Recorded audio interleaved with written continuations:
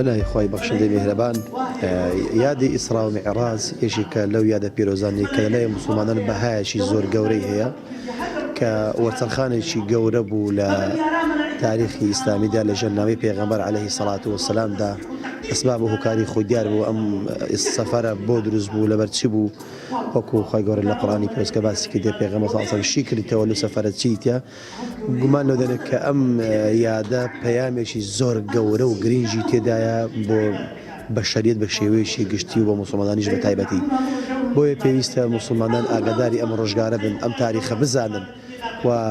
نەوەی ئێستا کە لە ئارادا پێویستە بزانێت کە ئەم ڕۆژە چ ڕۆژێکە و سوودەکانی ئەم ڕۆژە چیە پەیامەکانی ئەم ڕۆژگارە چیە بۆیە پێویستە مسلمانان گرنگی پێ بدەن مناسەبی بۆ بکرێت و ئەم یادە بە جیلی ئێستا ئاشنا بکرێت کە یەکێکە لەو یادە هەرە گرنگانەی کە لە تاریخی ئیسلامیدا ڕوودایە بەتایبەت لە ژەرنامەی پێغەمبەر عەلەیهی سەڵات وسەلام بۆیە مەجە پێویستمان زانین لەم مناسبەیەدا کە کۆڕێک بجێڕین کە پەیامەکانی ئەم یادە تێیدا باز بکرێن و ئامادەبووان ئاشنا بکرێن بەرچاویان ڕۆم بکرێەوە پڕ زانیاری بکرێن دەربارەی ئەم یادە پیرۆزەیە.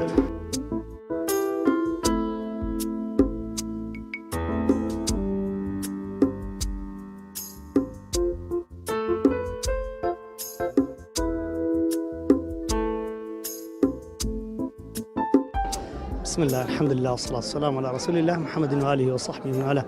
دوها من قورترين معجزي پیغمبر صلى الله عليه وسلم حادثة وبسرهاتي إسراء معراج أو روجو أو شو قرنقي كبيغمبر إخوة صلى الله عليه وسلم دعوة نامل الآن الله سبحانه وتعالى باري تعالى بوهاتوا وبيغمبر صلى الله عليه وسلم كوملك شتي قورو وعجائبي بينيوا وهروها قورترين دياري لبو أمتي خوي هنا ولا باش كلمة لا إله إلا الله محمد رسول الله كأويش نوێژەکانن و ئەو پێز نوێژانە لەو شەوەدا فەرز بوون و پێغەمبەر عەلەیهی سەڵات وەسەلام ئەفەرمێ تا ڕۆژی قیامەت خەڵکێک ئیمانی پێ زیاد دەبێت و خەڵکێکیش ئیمانی پێ نوقسان دەبێت یاخود پێ کافر دەبێت والعیاذ بالله و ئەو 27 ڕەجەبەی ئێستاکەش یادی دەکەنەوە طبعا ئەو یادە یادی فەتحی بەیت المەقدیس لەلایەن صەلاح الدینی ئەیوبی باپیرە گەورەی میلەتی کورد و ئێمەمانان و لە 27